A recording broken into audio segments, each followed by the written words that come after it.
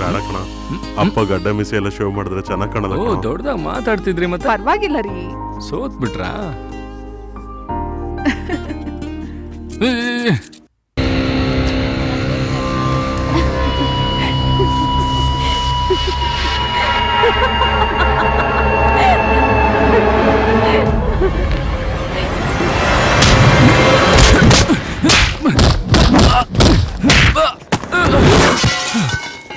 Hey!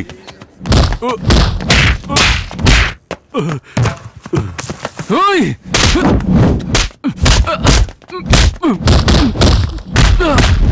Yeah!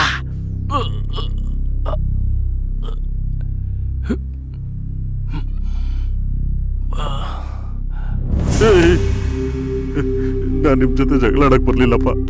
ಅಯ್ಯೋ ವಿನೋದ್, ಏನಾದ್ರು ತಪ್ಪಾಗಿದ್ರೆ ಕ್ಷಮಿಸ್ಬಿಡಪ್ಪ. You see what happened? ಏನು ಆಗಿಲ್ಲ ಬಿಡು, ಅಪ್ಪ ನೋಡ್ಕೋತಾರೆ. ಒರೆಸ್ಬಿಡ್ತೀನಿ ಕಣಪ್ಪ.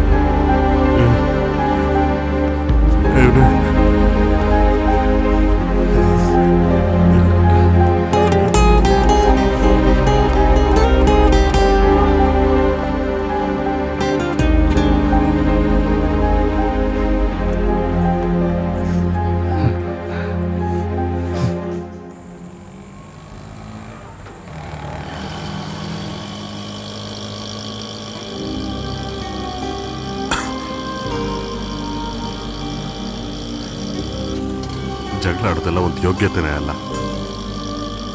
ನಮಗೆ ಹೊಡೆದಿದ್ರಿಂದ ಅವ್ರು ದೊಡ್ಡ ಮನುಷ್ಯನೂ ಅಲ್ಲ, ಹೊಡ್ತದಿಂದ ನಾವು ಚಿಕ್ಕ ಮನುಷ್ಯರು ಅಲ್ಲ. ಒಬ್ಬೊಬ್ರಿಗೊಂದು ಅರ್ಹತೆ ಇರುತ್ತೆ. ನನ್ನ ಮಗನ ಅರ್ಹತೆ ಇರೋನೆ. ನಿನ್ನನ್ನು ಒಳ್ಳೆ ಮನುಷ್ಯನಾಗಿ ಬೆಳೆಸ್ಬೇಕು ಅಂದ್ಕೊಂಡೆ. ನೀನು ಒಳ್ಳೆ ಮನುಷ್ಯನಾಗಿ ಬೆಳೆದಿದೀಯ, ಅಷ್ಟು ಸಾಕು.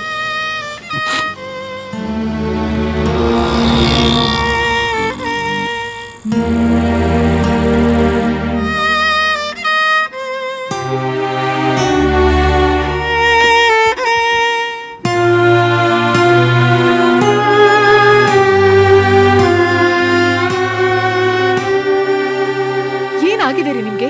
ನಿಮ್ಮನ್ನ ನೋಡಿ ಅವ್ನು ಹೋಗ್ತಾ ಇದ್ದಾನೆ, ಅವನನ್ನ ನೋಡಿ ನೀವು ಹೋಗ್ತಾ ಇದ್ದೀರಾ. ಈಗೇನಕ್ಕೆ ಕಿರಿಸ್ತೀಯಾ? ಹಲ್ಲಿಗೆ ಏನಾಯ್ತು ರೀ? ನಿನ್ನೆ ನೈಟ್ ಅವ್ನು ನೋಡಿದ್ನಲ್ಲ, ಅವಾಗ ಮುರ್ದಾಯ್ತು. ವಿನೋದ್ ಗೊತ್ತಾದ್ರೆ ತುಂಬಾ ನೊಂದ್ಕೋತಾನೆ, ಅದಕ್ಕೆ.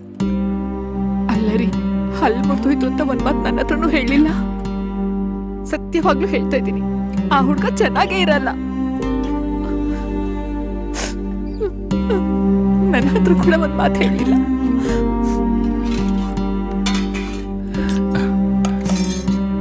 ಅಮ್ಮ, ನಾನೊಂದ್ 2-3 ದಿನ ಫ್ರೆಂಡ್ ರೂಮಲ್ಲಿ ಇದ್ಬಿಟ್ಟು ಬರ್ತೀನಿ. ಅಪ್ಪನ ರೀತಿ ನೋಡಕ್ ಆಗ್ತಿಲ್ಲ ಅಮ್ಮ, ತುಂಬಾ ಕಷ್ಟ ಅನಿಸ್ತಿದೆ. ಪ್ಲೀಸ್ ಅಮ್ಮ.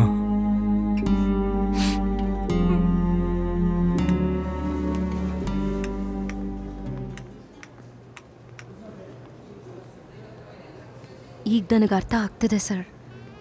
ದಿಢೀರಂತ 10 days ಆಫೀಸಿಗೆ ಬರಲಿಲ್ಲ, ಲೀವೂ ಹೇಳಲಿಲ್ಲ. ಯಾರು ಫೋನ್ ಮಾಡೋದು ತೆಗೆದೇ ಹೋಗಿದ್ದಕ್ಕೆ ಒಂಥರ ಆಗೋಯ್ತು ಸರ್. ನನ್ನ ಕಣ್ಣು ಮುಂದೆ ನನ್ನ ಮಗನ ಅವನು ಹೊಡೆದ. ನನ್ನ ಕೈಲಿ ಏನು ಮಾಡೋಕ್ಕಾಗಲಿಲ್ಲಮ್ಮ. ಅವತ್ತೇ ನನಗೆ ವಯಸ್ಸಾಗಿರೋದು, ವೀಕ್ ಆಗಿದ್ದೀನಿ ಅಂತ ಅನ್ಸಿದ್ದಮ್ಮ. ನನ್ನ ಮಗನ ಮುಂದೆನೇ ನಾನು ನೋಡ್ದ. ನನ್ನ ಮಗನಿಂದನೂ ಏನೂ ಮಾಡೋಕ್ಕಾಗಲಿಲ್ಲ. ಎಲ್ಲ ಮಕ್ಕಳಿಗೂ ಅವ್ರ ಅಪ್ಪನೇ ಮೊದಲನೇ ಹೀರೋ ಅಂತ ಹೇಳ್ತಾರೆ. ಅದೇ ರೀತಿ ಎಲ್ಲ ಅಪ್ಪಂದ್ರಿಗೂ ತನ್ನ ಮಗನೇ ಮುಂದಿನ ಹೀರೋ. ಆದರೆ ಅವತ್ತು ಇಬ್ರೂ ಸೋತು ಹೋಗ್ಬಿಟ್ವಿ. ಆವಾಗಿಂದ ನನ್ನ ಮಗನ ಮುಖನೇ ನೋಡೋಕ್ಕಾಗ್ತಿಲ್ಲಮ್ಮ. ಅವನಿಗೂ ಹಾಗೆ ಅನ್ಸಿರುತ್ತೆ. ಅದಕ್ಕೆ 1-2-3 ದಿನ ಫ್ರೆಂಡ್ ಮನೇಲಿ ಇದ್ದು ಬರ್ತೀನಿ ಅಂತ ಹೋದವನು ಮನೆಗೆ ವಾಪಸ್ ಬಂದೇ ಇಲ್ಲ.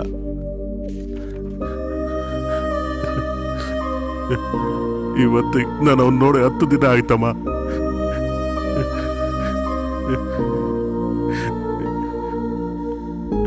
ಆದ್ರೆ ಈಗ ಅನ್ನಿಸ್ತಿದೆ, ನನ್ನ ಮಗ ಅವತ್ತೇ ಅವನಿಗೆ ಹೊಡೆದಿದ್ರೆ ನನಗೆ ತುಂಬ ಸಂತೋಷ ಆಗಿರೋದು. ಆದರೆ ನನ್ನ ಮಗನ ಹಾಗೆ ಬೆಳೆಸಿಲ್ಲಮ್ಮ ನಾನು.